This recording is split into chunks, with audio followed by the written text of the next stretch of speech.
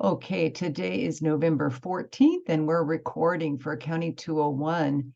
And the question brought up was, can you review adjusting entries?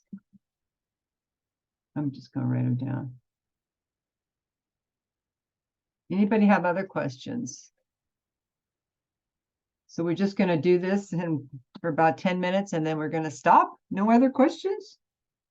There's a lot of you in the room now, so I'm going to put you Can on. you review can you review the multi-step income statement? I would be happy to. Can you see me typing? You should be able to. Yeah, I can Oh, see you typing. okay, I want to be clear, and I was clear this morning with my class.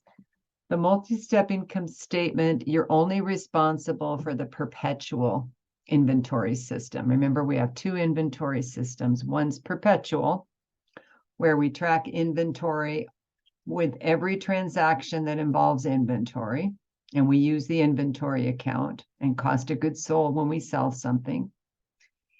And the periodic system, where we don't track inventory except when we take physical inventory once a year. Okay. And then you could do a multi-step income statement for periodic, but I'm only asking you to know how to calculate cost of goods sold for periodic, because the rest of the income statement is the same. Okay. Anything else? So this is chapter 4. Chapter 4. This is chapter 5. And this is chapter 5. Anything else? That's actually chapter 5A. Well, we got something in the chat. Hold on.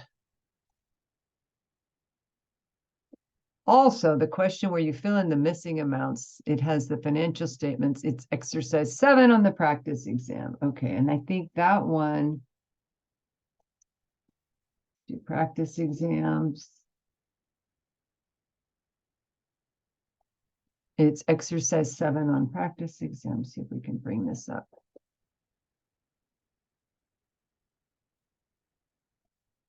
All right. Yeah. Okay. I see it. The Sheila and Aaron question. All right.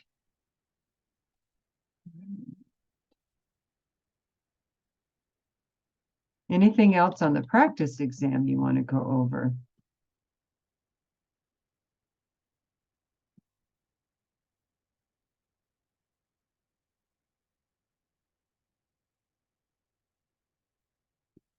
Anything else? Okay.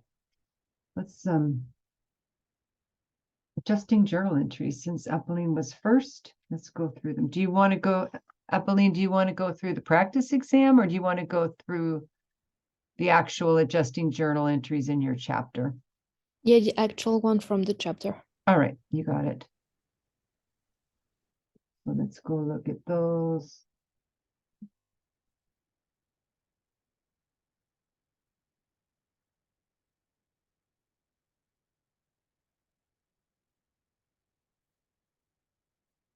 All right. So What I was mostly confused about was actually the income summary, like at the end for closing the income statement. okay, so that's not the adjusting entries, that's the closing entries. Oh, okay. Okay. Boy, you guys are really in alignment with my morning class. They asked the same questions. Okay. So let's do this. Okay.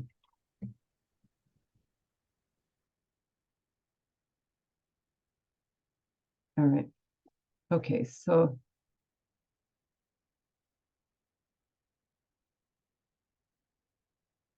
oh, can you see my PowerPoint right now? No. All right, let's make sure you can. Okay. Yeah, we're gonna do.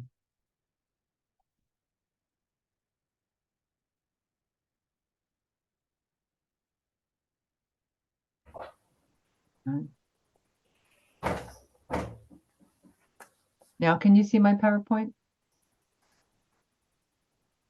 Yes. Excellent. Okay.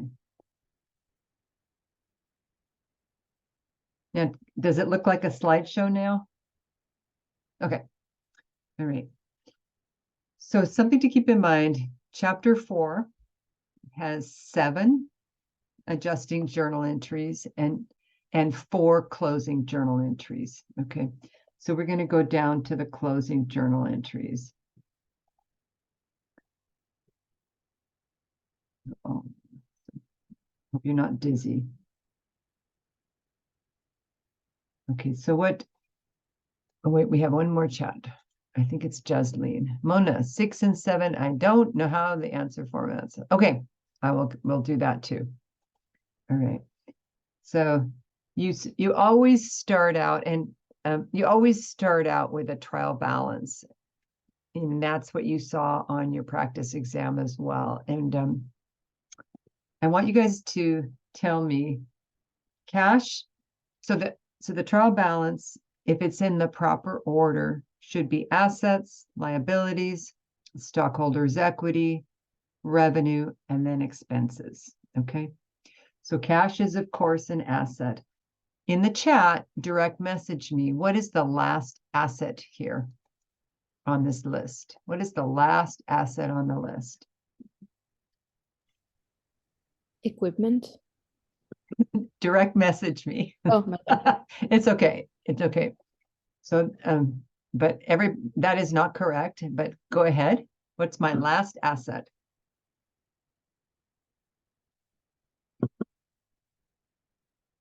Equipment is not correct.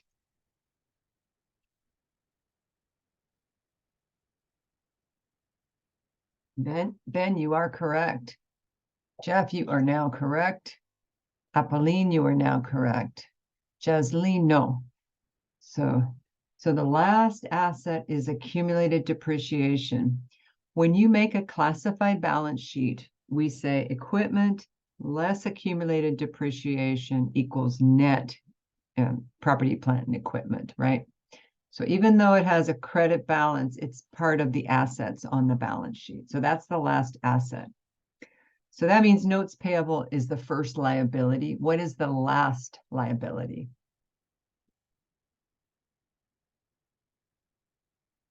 Direct message me, please. Last liability. Ben, you're correct.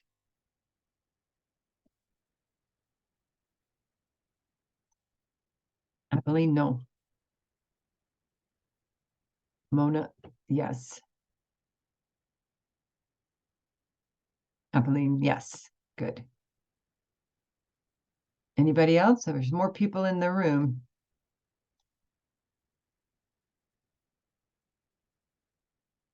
Who else? Who hasn't answered yet? Mohammed, Nora, what is the last liability here? Mohammed, you got it. Okay, yes, you're correct. Okay, so first liability, notes payable, then accounts, then interest. Unearned revenue is when the customer prepays us. We debit cash, we credit unearned revenue, and they've prepaid us. Maybe it's a rental deposit or a catering deposit, and then we owe them service. Okay, see ya. All right. And then salaries payable, anything with a payable on the back of it is a liability. All right. Common stock, retained earnings, and dividends. Direct message me. What type of accounts are these? Common stock, retained earnings, and dividends. What type of accounts? Ben, you're correct. Apolline, you're correct. So common stock and retained earnings. What kind of accounts? Yes, Mona. Yes, Jeff. Yes, Mohammed. Good. Okay. And we lump dividends with that, but really, it's really the two, common stock and retained earnings. Okay. So what we do for closing is from retained earnings and below, these are temporary accounts. Not including retained earnings. From dividends down below, those are temporary accounts. At the end of each year, we close them down because we start over with a zero balance with dividends, all the revenue accounts, and all the expense accounts. You want to know what your sales are in the current year. Now, from retained earnings up, those are all the balance sheet accounts. Balance sheet accounts are permanent accounts. Okay, and we learned this in chapter 4. But those are the accounts that you don't zero out cash at the end of the year any more than you would zero out your cash bank account at the end of the year. It's permanent. It might go up or down, but it's a permanent account. But your W-2 would start over at the beginning of the new year. So revenue and expenses, we start over in dividends. So in order to do the closing journal entries, I like to draw. First, we do the financial statements, of course, before we close, and we come up with all these financial statements. Income statement always first, then retained earnings, and then the balance sheet. Okay, and you can see how accumulated depreciation is part of that. All right. So let's take another look at retained earnings. Beginning balance, in this case, it was 0, but in the practice exam, there was a beginning balance. Plus net income, 2,755, it comes off the income statement, less dividends, and that came off the trial balance, the 600. Okay, you learned how to do this for the last exam. All right. And then you have that updated, sorry, let me go back one. You have the updated retained earnings ending balance, and that is what you put on your balance sheet over here, the updated ending balance. The closing entries just make that happen within the accounts, within the T accounts itself. All right. So there's all that, and then so forth. So what I tell students is get that trial balance and draw a red line or some solid line under retained earnings. And that can kind of remind you that everything under there is closed. We have 4 journal entries to close them. Okay. All right. So the first journal entry is to close the revenue account or the revenue accounts. In this example, we only had 1 revenue account. But if we had 2 or 3, think about the Mariners, think about the Seahawks. They might have ticket sales, they might have season ticket sales, merchandise sales, drink sales. You would close them all. So let's look at that T account. Let's look at that balance sheet. Let me stop this. Let me just make a copy of this slide.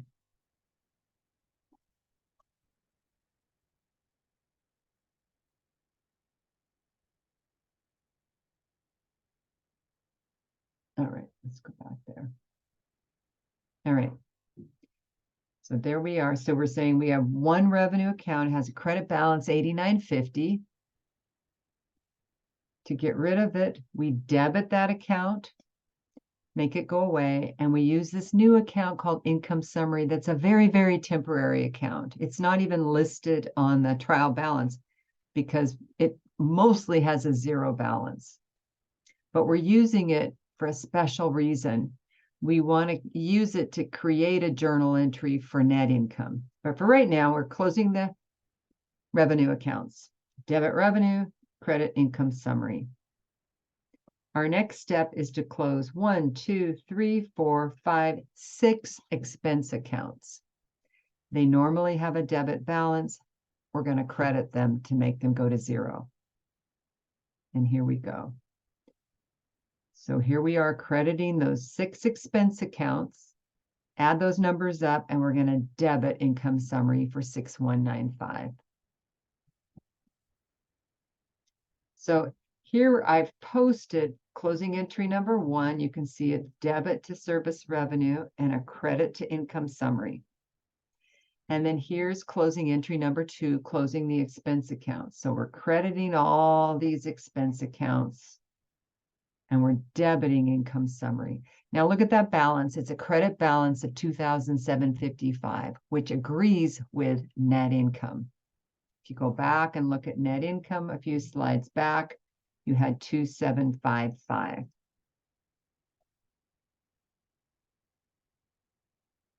And there it is. So right now at this point in time, the ending balance and income summary after closing journal 1, closing journal 2, the balance is net income.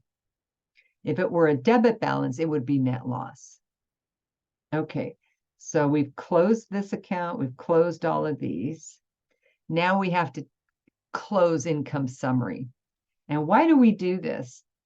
This is to create a journal entry that I can record net income going into retained earnings. And this is part of database management. We have that data piece there.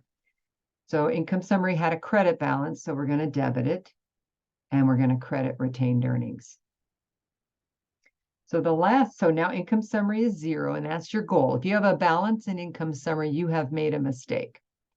And we've credited retained earnings. In this example, I don't show a beginning balance because this was the first month of business. If I had a beginning balance, I would add it to the 2755 to get the new balance.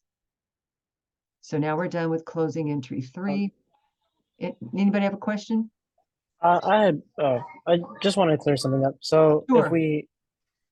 so in the income summary, to close the income summary, we would have to use retained earnings. Right, because we're transferring, just like we did the retained earnings statement, we're saying beginning balance of retained earnings plus net income.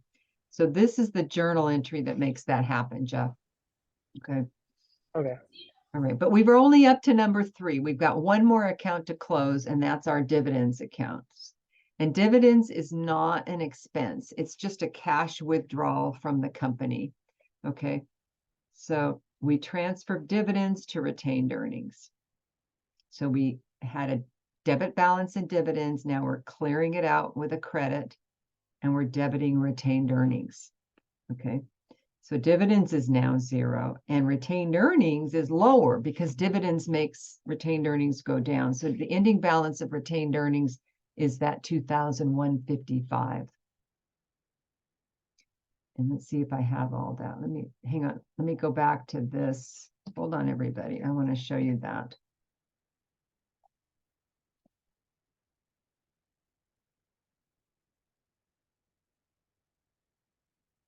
Let's go right here.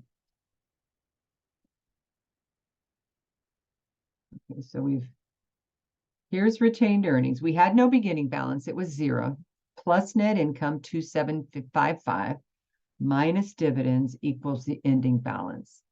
And that's what we see here on our statement of retained earnings. Beginning balance was 0. Now for your practice exam, I don't think the beginning balance is 0. So you have to put the right beginning balance there. Plus net income minus dividends equals ending balance. So the closing journal entries reflect when they're done, they should be equal to the ending balance in the retained earnings statement. All right. And then after you've booked all those journal entries, all you're left with is your balance sheet account, and your retained earnings shows the updated balance. Okay. All right. That is that. So do you guys need to practice, or are you good? I think that's good. Thanks for explaining. Okay, that's good. All right. So going back, and it's just kind of cleaning things up for the end of the year. Okay, going back to, so we've done that one. Do we need to review adjusting journal entries, or do we want to go on to multi-step? Go ahead. Are we able to go over it just briefly? I think so. And then let's see. Okay.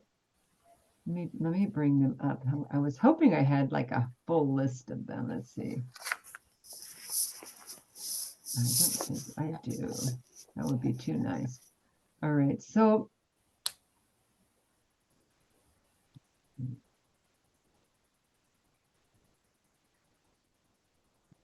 this. Oops, I forgot to share my screen.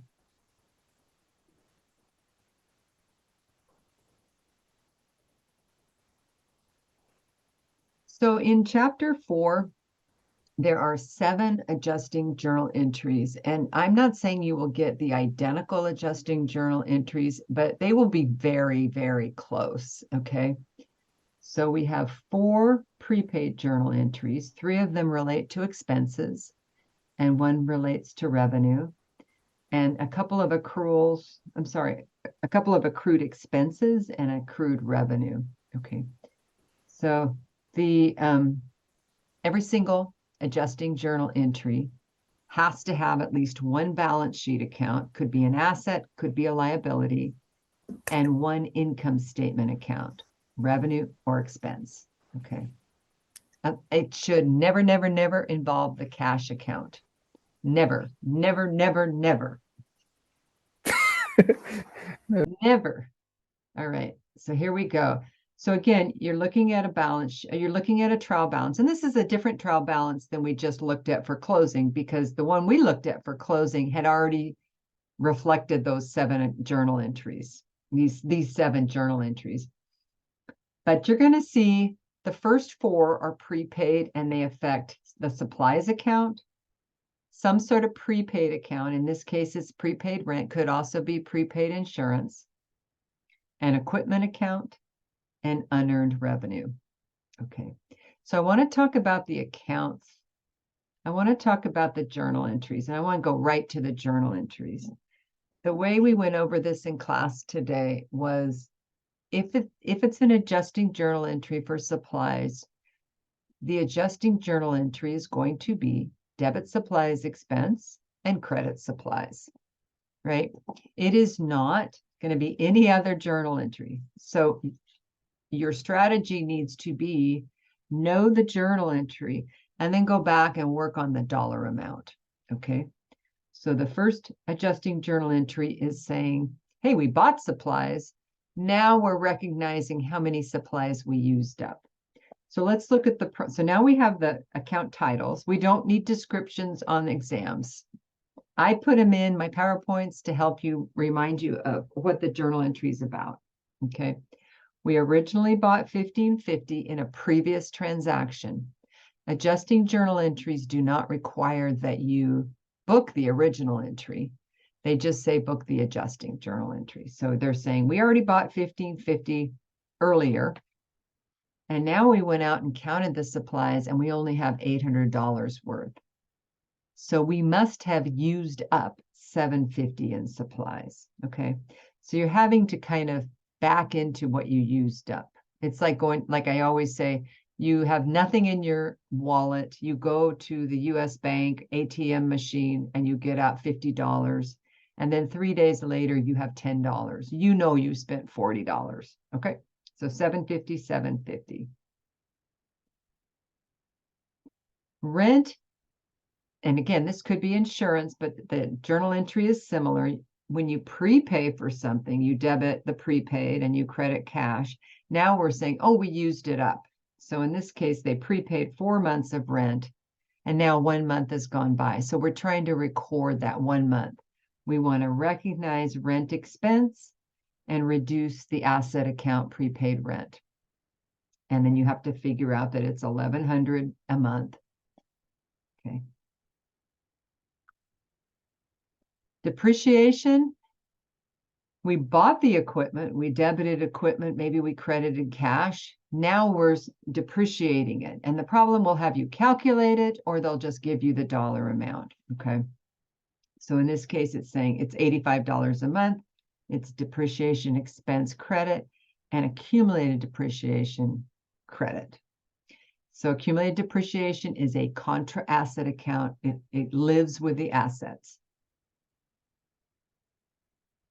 And finally, we have unearned revenue, where the customer prepays for something, and then we have to recognize that we earn the revenue. So in this case, remember, this is the company is a graphic designer. They do artwork.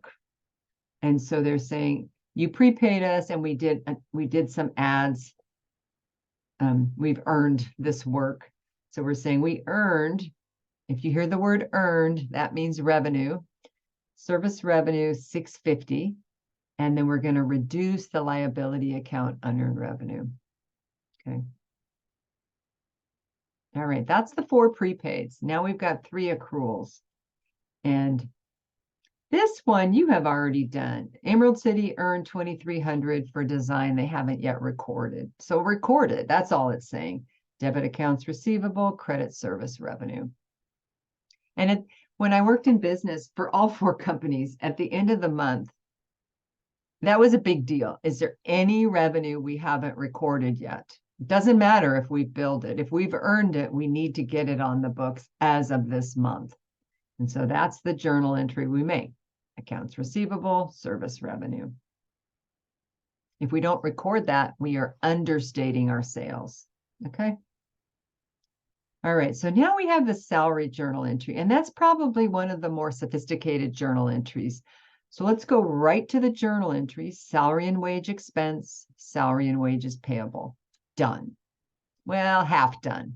Now we got to figure out how much we owe our employees as of month end. So what the company does is it goes back and it says, when was the last time we paid them? Oh, we paid them here on the 29th. But they worked the 30th and the 31st. We owe them for 2 days. Or him, I guess it's one person. We owe him for 2 days' work.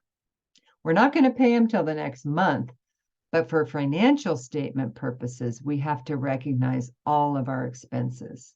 Okay, so this person gets $180 a day. So there's 2 days he worked that we haven't paid him for. So that's $360. Debit 360, credit payable 360. Okay. And then the last one we have is adjusting for interest. So let's get that journal entry up. This means the company's borrowed money. Maybe they won't pay it back for 4 months or 3 months in this case. But if they borrowed early in January, at the end of January 31st, they owe 1 month of interest. So they borrowed $5,000. The interest is always given as an annual rate. So in this case, it's 12%.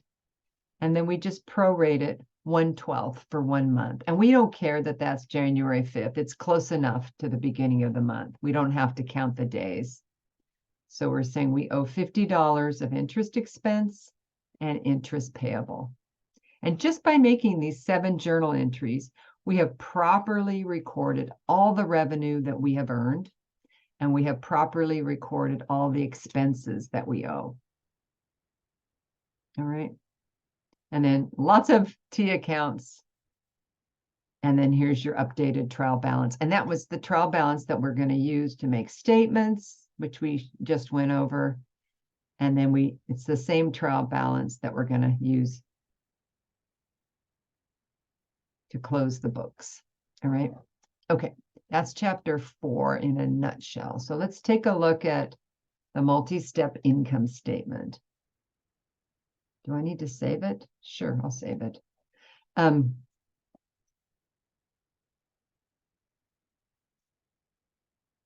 Let's do something. No, let's not. Let's do multi-step income statement. Let me open up the course pack. All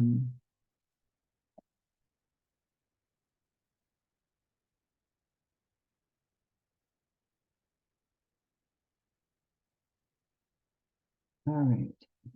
The course pack, and again, for online students, you're not required to have the course pack, but if you use it, it just has some more practice worksheets and things. But I want you guys to tell me, we did this in class today, for multi-step income statement. I want you guys to tell me, now, can you see my Word document, or maybe not? We'll just make sure. Okay, on the multi-step income statement, we have 7 subtotals. And that's why the subtotals are why it's called multi-step. Each step is a subtotal. And the first step is what? Put it in the chat, those of you that know this. What's the first subtotal that we have in the multi-step income statement?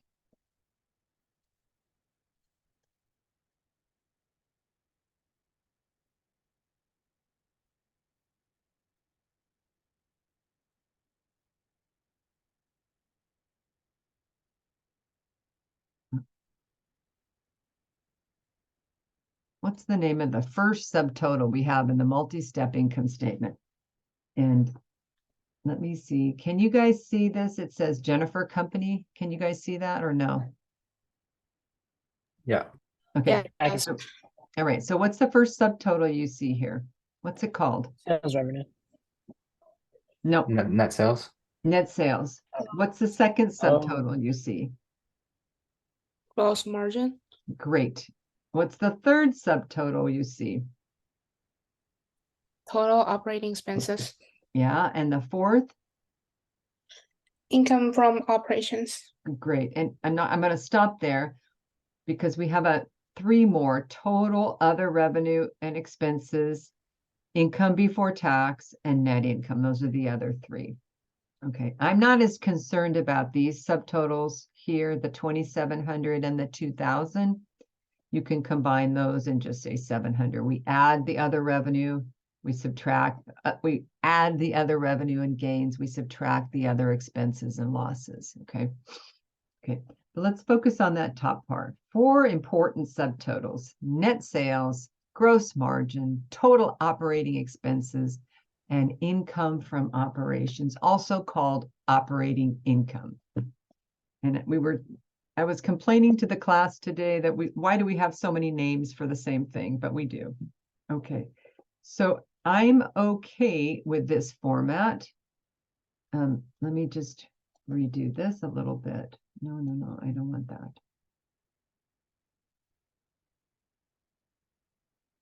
A little bit bigger. Okay, so I want to just show an alternative format. So you can also do this. Can you see both Excel and the other? Or do you just see the one screen? I've got two windows open. Can you see Excel and Yeah. you can, okay. So at the top, you do the same thing. Jennifer Corp, multi-step. I'm not typing really nice. So 22814. All right. So you could say sales, that's a title. And then you have your gross. So anything that's not a subtotal is an account in a list. Okay. So you could have sales, RNA. And this looks pretty small even to me. And sales discount. All right. You could put this whole thing in a column and that would be fine. So we could do like 250.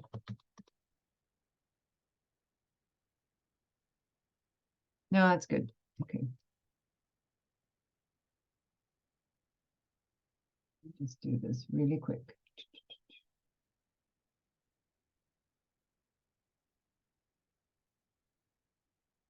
Okay. So because it's the first in the column, you make a $sign. Sales RNA, 8,000. Sales discounts. You can do it what we call the pillar format. All right. I want to see a line here to show that see that I have a line here. And then just remember, you're not adding these sales returns or sales discounts. You're subtracting them, okay? Just show them like this, all right? So that's your first subtotal. You can do it as one, oops. You can do it in one column, okay? Then we can do a new account, our next account, cost of goods sold, like so. And now we have another subtotal, gross margin. Again, do not add cost of goods sold. You are subtracting it, okay? Sometimes students get really into the numbers and they just lose track of what they're making numbers for, okay? So we started with 250,000. Now we're down to a gross margin of 94,800. Okay. All right. Now we go down to operating expenses. And I'm not really a stickler for a lot of format stuff, but I want you to be sure to put the proper title and the proper subtotals here. Now, salary expense, utility expense, why it's highlighted, advertising expense, depreciation expense, and freight out, and insurance.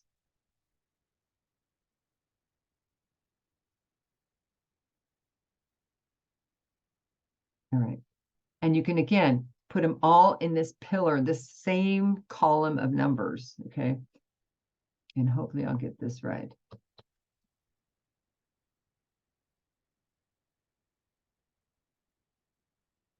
And now we have a new subtotal, total operating expenses.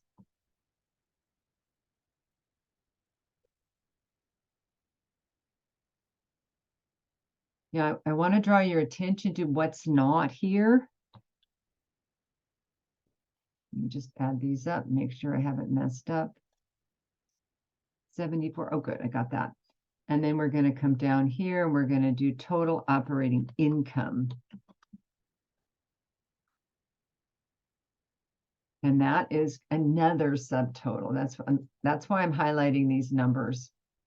So in the chat, tell me how to calculate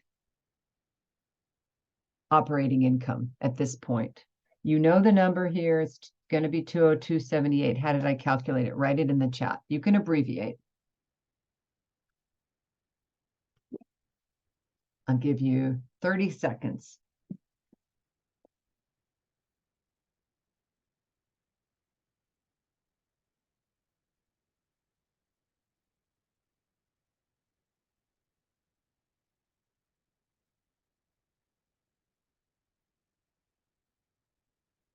Ben, you're correct.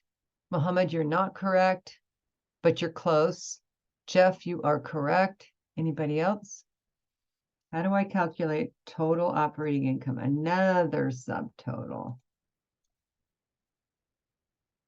You already know the answer. It should be 202.78. How do I get there?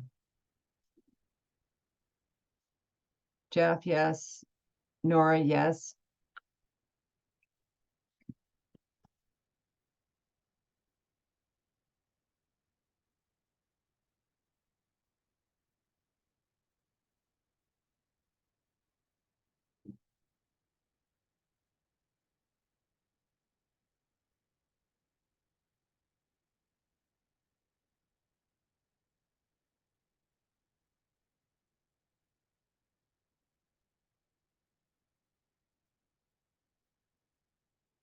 Kind of interested in this. Good. You got it, Mohammed. Good, good, good. Yeah, the nice thing about this is you can see the answer here. So the question is, we take gross margin minus operating income. Okay, so I want to say, if you think you have an answer, test it out. So for example, a lot of students think, oh, the answer is net sales minus operating expenses. But that answer would be 162,000, and we know the answer has to be 20,278. So it can't be that. Okay. And something to remember, this is like a funnel. We start out with 250,000 and it gets smaller and smaller and smaller until we get down to net income. Okay. So we're not going to make it bigger at any point in time. At this point in time, we had gross margin of 94,000. Now, after subtracting 74,000, we have 20,000 in operating income. Okay. Operating income is a really important number because that's how much profit the company is making on its core businesses. Now, there can be other sources of business over here, other revenue and gains, other expenses and losses. So let's go ahead and put these in. Now, I'm okay if you do this, other revenue and expenses. I'm okay with that, okay? So let's start, we always start with revenue. So interest, revenue, gain on, and I don't care what it's a gain on. You see that word gain, it goes with revenue. Gain on ... Then let's do the expenses. Interest, expense, loss on ... So we're going to add the interest revenue. I'm just going to put this in as a memory prompt. We're going to add all the gains. We're going to subtract interest expense. Now, when I was a student, I couldn't understand why we had interest revenue and interest expense. It didn't make sense to me. It seemed like we should have one or the other, but not both. But here's how that works. Interest revenue is just like any cash that you have in the bank or other types of investments that pay interest. So companies usually take some of their cash and they put it in a money market fund or a savings account. Or maybe they even buy bonds or loan money to other companies, and those companies pay interest.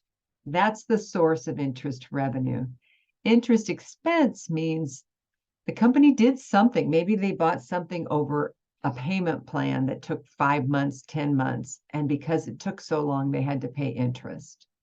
Or maybe they have something called a line of credit with a bank, which is if the company, like a credit card, and they say, you have to pay a certain amount of interest if you go over this amount of money. So it just depends on how they're managing cash. And that really becomes more of a finance issue. So for students who are thinking about majoring in finance, a lot of it has to do with investments and cash. So in this case, we have interest revenue of $2,500. Gain on sale of equipment of $200, interest expense of $1,800, and loss on sale from vandalism of $200. Okay. Now this is not super hard, but you just need to say, I understand this. So you'd say total other revenue loss. Okay. And you need to know what to add and what to subtract. So we're going to add the two revenue accounts. And we're going to subtract the two expense accounts. And there's that 700 again, okay? Now it's just a question of paying income tax. And the problem gave it to you, but you could have said, we could have said it's, let's see, what is that? Let's say it's 20%. Let's see, is that what it is? Oops, that's not right. Nope, I jumped ahead. I did this wrong. I forgot a subtotal. What's my next subtotal? Should be income before tax. So now we have another subtotal. Put in the chat how we calculate this subtotal. Income before tax. How do we calculate it?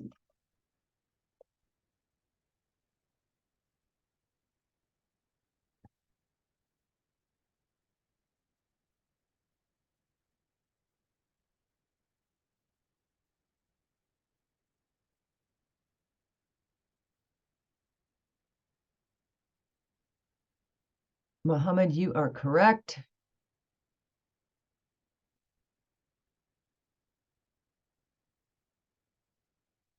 Yuling, it could be plus, it could be minus. Jeff, it could be plus, it could be minus. Okay, so let's take a look.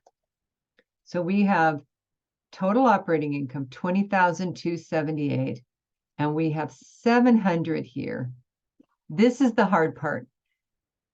If revenue is bigger than expenses, we're going to add this to income from operations. If expenses are bigger than revenue, we would subtract it. So you need to know what to add, what to subtract. In this case, we're going to add it. So it's going to be 20,278 plus 700. Okay. Does anybody have a question on that one? Does that make sense? Can you just explain it one more time? I sure can. So, Yeah. Other revenue and expense, we had, let's just do it to the side here. We had a total of 2,700 in other revenue and gains. And then other expenses and losses, we had a total of 2,000. So we had more revenue than expenses. So that other revenue and expenses was a net gain of $700. So we're going to add that 700 to income from operations and get to income before tax of 20,978. So you just need to be mindful of which one's bigger, the other revenue or the other expenses. If other revenue is bigger, you add it. If other expenses is bigger, you subtract it. Okay. Thank you. Does that make sense, Nora? Yeah, thank you. All right. So income tax expense, I can't remember what I used. I feel like I used 20%. Let's see if that works. Yeah, I did use 20%. So let's say I give you, and I think I gave this to you in the practice exam, instead of giving you income tax expense, I said you have a 20% tax rate. Okay. So what that means is you take your income before tax and you apply 20% to it, just like we do when we pay for things. We paid like 10% tax. Oh, I did it again. Stop that. There we go. Okay, so here to calculate income tax expense, I gave you this number 4196, but you can also calculate it by saying 20% times income before tax. And now, finally, now we come down to net income. And we subtract our taxes, just like we do when we buy things at a cash register. And then there's our net income, 16,782. Okay. And we need a dollar sign there. And I don't want all those, don't give me pennies. Now, technically, every time we do a subtotal, we need a dollar sign. Okay. So let's just do that. I'm not a real stickler on that, but for sure at the beginning and at the end, you want a dollar sign.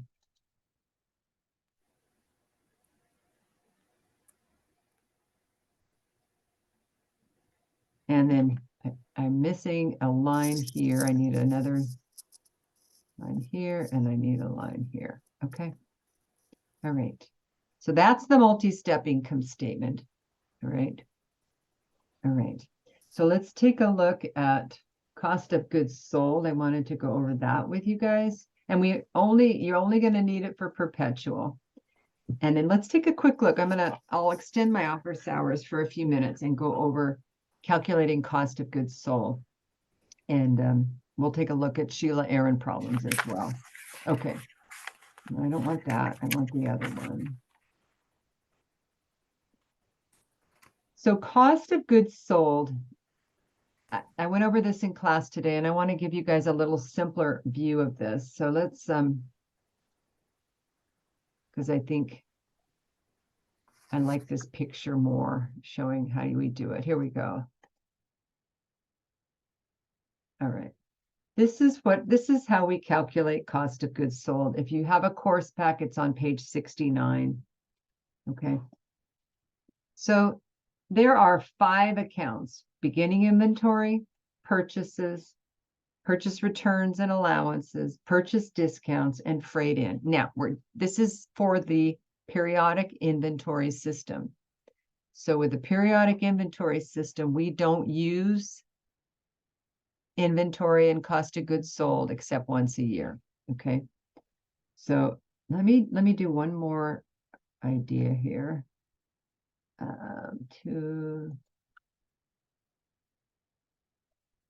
Let me back up just a tad. At the back of my PowerPoints and at the back of chapter 5, at the end of 5A appendix, they do a very nice side-by-side comparison of periodic and perpetual. Okay. Okay, can you guys see this? So these are the purchase transactions. Put your thumb up if you can see this. You've got thank you, Mohammed. On the left side, you have all the purchase transactions for perpetual. On the right side, we have all the purchase transactions for periodic. We don't use inventory on the periodic side. Okay, we use purchases, freight in, purchase returns and allowances, and purchase discounts. Okay. And then here's the sales transactions on the perpetual side and the sales transactions on the periodic side. And this is also in your textbook. Okay, so when we do the calculation, for cost of goods sold, let me bring that up again. We don't need to do a calculation for cost of goods sold if we're using the perpetual inventory system. But we do need to calculate cost of goods sold if we're using periodic system. So we have 5 accounts that we look at: beginning inventory, purchases, purchase returns and allowances, purchase discounts, and freight in. For my exam, I don't care about a proper format. You can just jot down the numbers and get to goods available for sale. Then you subtract ending inventory and you get cost of goods sold. Okay. So let's look at the example in here. So we've got beginning inventory. Can you see this? 11,000 plus purchases minus returns minus discounts, add freight in, and here we are, goods available for sale minus ending inventory. If you guys want to do this a little simpler, please do so. So let's take a look at that. All right, can you see the Excel screen? Okay, so I'm going to do cost of goods sold.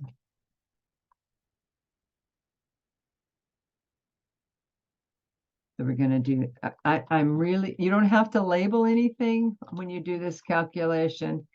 You just have to show me all your numbers. What I told the class today is I can't give you partial credit if you only show me the final number. So you always want to show your work. So first thing we say, beginning inventory, then we say plus purchases. Then we say less purchase returns and allowances. And please feel free to abbreviate this stuff. And less purchase discounts plus freight in. Do not use freight out, use freight in. Okay. Say that. Okay. Equals goods available for sale. Okay.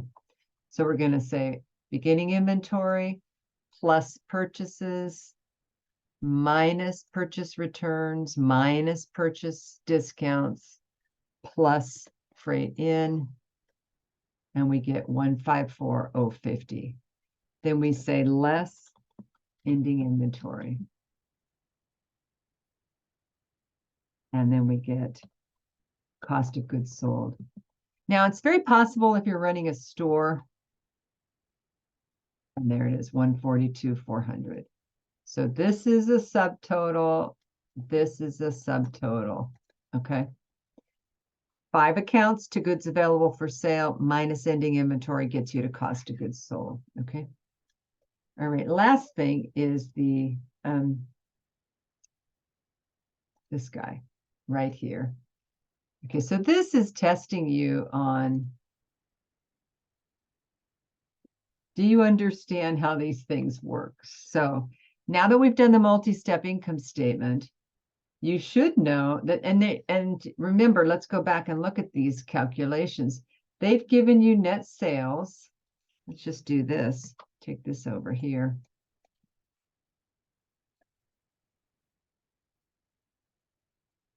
Let's just zero this out. Get rid of all of this. Okay, so let's just use this as sort of a template. They've given you sales revenue of 95,000. Sales returns and allowances, we don't know. They haven't given you sales discounts, so assume it's 0. And they're telling you net sales is 84,000. Okay. All right. So the number we want to find is here. What were the sales returns and allowances? What did they have to be? So put it in the chat. What does it have to be?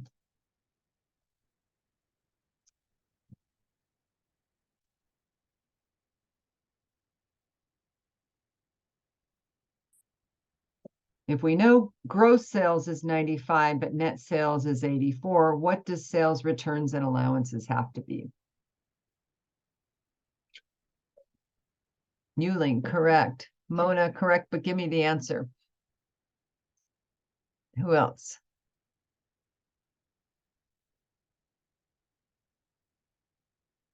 Mona, correct. Who else? Jeff, correct.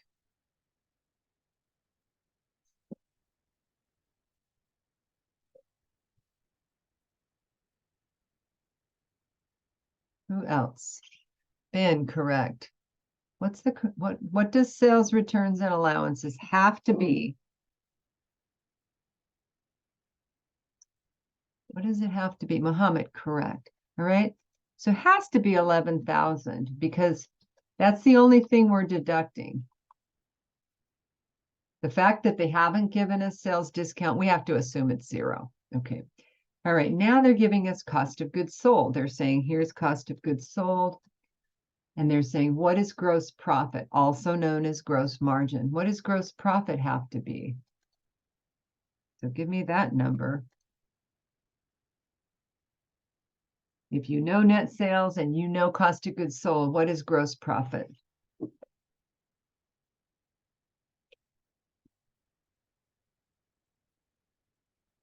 I don't know the answer to this off the top of my head, but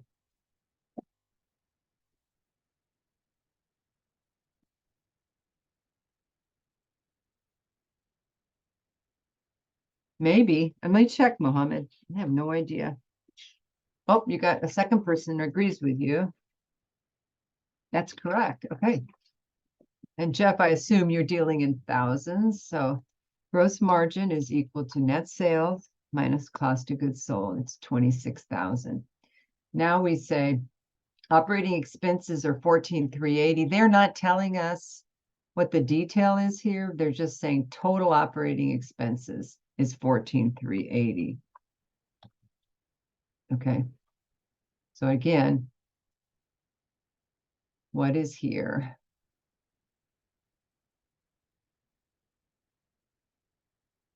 So if you, what is total operating income?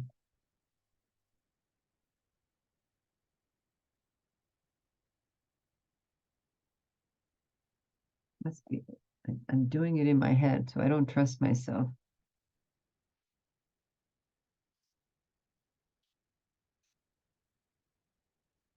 Oh, but I got it right. Okay.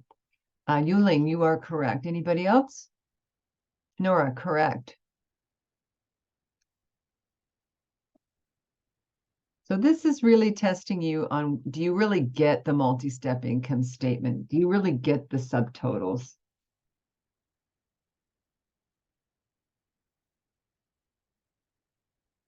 Ben, okay. So I'm asking you what is total operating income? But the problem is asking you what is net income.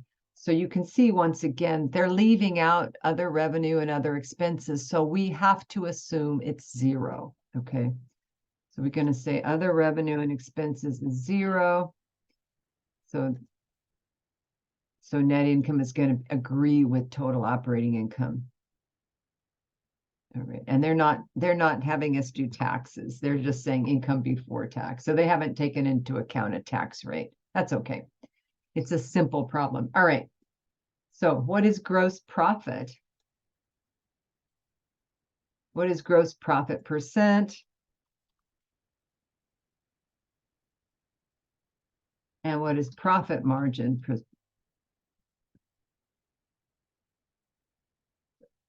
So how do we do gross profit percent? We go back up and we say, what's gross profit? 26,000. And we divide it by net sales of 84,000. Okay. How do we get net profit percent? Net income, 11,620 divided by the same, the net sales, 84,000. Okay. So we're going to do up gross profit, 26,000 divided by, and we get a number 0, but I have to put it in percent format, and then, okay. And then profit margin. And if you want me to walk through those numbers in more detail, I'm happy to.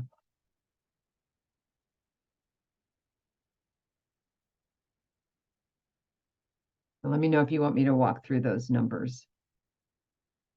Okay. All right.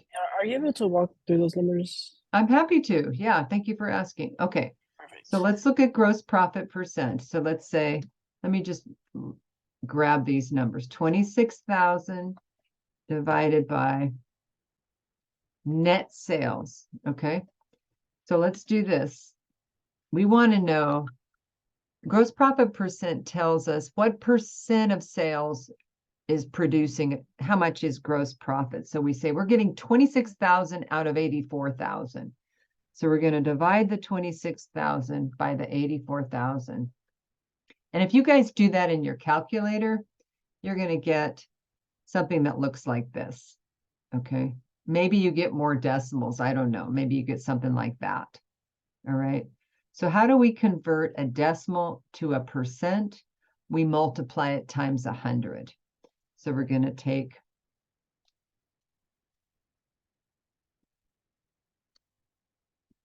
0.3095 times 100, and we're going to get 30, and I only want 2 decimals, so we get 30.95%. Okay. For net profit, we're going to take the 11,000, again divided by 84,000 net sales, and you're going to get 13.83. 0.1383. And again, we're going to multiply it by 100, and we're going to get 13.83. I want just 2 decimals on the percents. Okay. All right. All right. Do you guys want to do the Aaron one, or are you good? Do you understand it?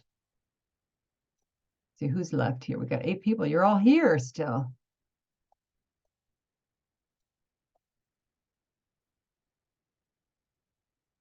I Yeah. want to say Oh, go ahead. thank you so much for the explaining like this. I was a struggle on the I was having like a difficult time to understanding. Now it's kind of making more sense. Oh, good. Excellent. Excellent. Okay, I'm going to pause the recording. And then I have to meet with Jasleen on something else. Does anybody have a last question? Yes, could Time you go? Jasleen to meet just for 2 minutes? Let me grab her and go in a breakout room. So you're going to do assign manually. Jasleen, assign, Jasleen, open all rooms. Okay, Jasleen, go in the breakout room. We can have a quick conference.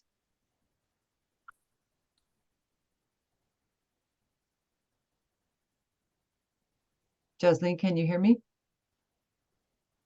Maybe not. Let's give it a try. Let's see if she comes. Sorry about that. No Next problem. time, That's okay. just interrupt me. Don't hesitate. Oh, that's okay. I liked your review. I was like into it, so I was waiting for you to just finish it. Yeah, so for tomorrow I sent in the request to test the DRC. I think requested for 12 p.m. That's instead fine. of class to 11:30. Is that fine? Totally Okay. fine. Yeah, yeah, you're good to go. They have everybody's exams, so there's more than one Okay. student that goes over there. So yeah, he's fine. Perfect. And I All have a right. few questions. So for the closing entries, I know you like went over making T-charts for the closing entries, but will we have to do that on the exam? Yeah. Okay. So just Okay. similar to what you did on the practice exam. Sorry, that was bothering me. Okay, got it. Just Similar look at to the practice. practice exam and it's similar. Okay. Yeah, the practice exam is really helpful too, because it really helped on the first exam too, because it was Good. really similar. That's Yeah. great. And then as you were saying, you were showing us how to like write an alternative income statement for the multi-step income statement, which Just means that all like in we'll one have column. to, Yeah. yeah, so we'll be having to do that. There won't be a template provided. We'll have to do No that. template. Yeah. Okay. Yeah. Just Okay, know good to know. there's 7 subtotals. So Okay. Great. That was it for me then. all right. All right. Great. Good luck. Thank you so And, much. you Thank you. did pretty well on the first exam, so I think you'll be fine. All Thank right. you. You have a good one. You too. Bye. All right, I'm back. Any last questions? Do Anybody want to go over the Aaron company, or are you good to go?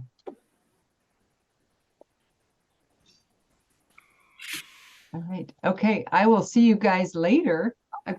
I have one quick question. Sure. Could you like please go back to the all the list we reviewed today? I just want to take a quick picture of that. The which one? All the list you have write down at the beginning, like the Today, right now? Yeah. Okay. Tell me if you see it. Okay, going back. Oh, journal entry, adjusting entry, oh yeah, exactly. Yeah, I think that's it. All Yeah. right. I think we're good. Yeah. Very good. Also, just to double check, we're just doing the multi-step income statement on the exam, not the retained earnings or balance sheet, right? Correct. We're not doing the balance sheet. We're not doing the retained earnings. No, Okay, awesome. not Thank this you. time. We did it last time. So we did the classified balance sheet and we did the retained earnings and the incomes, the simple income statement. Now we're doing the multi-step income statement. Right. Thank you. All right. All right, Okay. guys. We'll see you Bye-bye. later. Thank Study you. hard. Bye. Mona, I mean. Yeah, I have a question for the solution for the practice exam, the example 4. Oh, that's right. Let's see. No, that wasn't right. We already did one of them. Let's see. Yeah. For the fifth second, I'm just curious about why it's 3% but not 2%. Let's see. Number.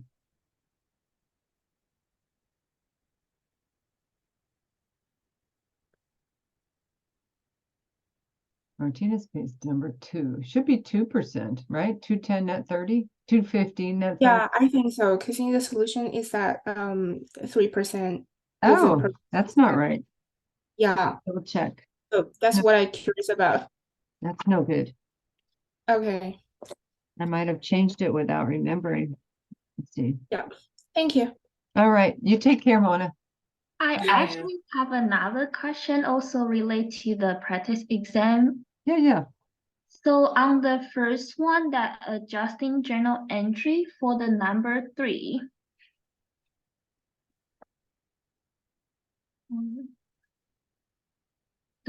For the number 3, that says the equipment was purchased on the 2009. Mhm. And since right now we are on the 2011, Mhm. so I was writing down depreciation expense for 21,000 and accumulated depreciation for 21,000, but in the solution there was 7,000. That's right. So 21,000 should be the answer. 700 on hand. So double check, make sure I have the right one. Let me just make sure I got the right.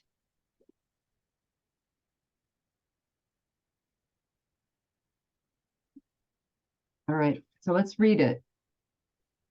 You're thinking you book depreciation for 3 years, right? But Yeah. it's only, we book depreciation annually, the problem says. Okay. We've already booked the other 2 years because we do it every year. December 31. Okay. Yeah. Okay, so we just record for this year, not Correct. with the past 2 years. Okay, that makes a lot of sense. All right. Thank you so much. All right. See you, Yuling. See you tomorrow. See you tomorrow. Okay. Bye-bye.